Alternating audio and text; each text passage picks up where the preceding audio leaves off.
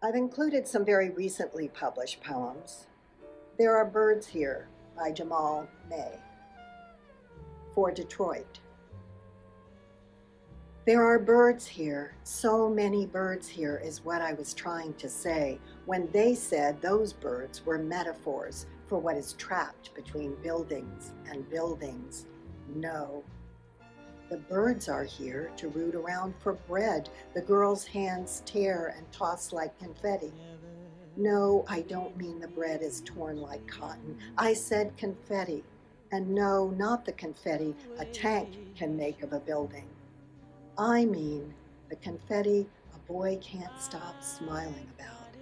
And no, his smile isn't much like a skeleton at all. And no, his neighborhood is not like a war zone.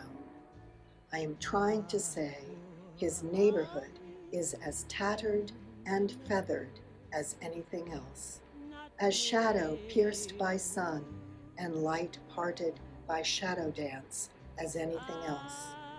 But they won't stop saying how lovely the ruins, how ruined the lovely children must be in that birdless city. And Sending the Horses Out by Gretchen Steele Pratt. When I cannot remember the name of the roses my grandmother grew, those heavy-handed melon ones, the ones we would pluck Japanese beetles from to flick in a glass jar swirling with turpentine, the ones she would put in a vase on her coffee table, the ones I would then smell so hard and deep, their outer petals would drop to the varnish.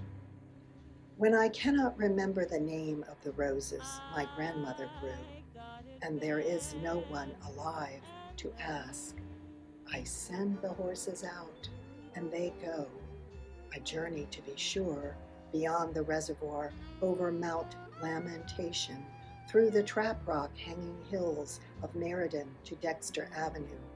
The lights of New Haven may be still glinting from the yard, the house empty, maybe for sale forever.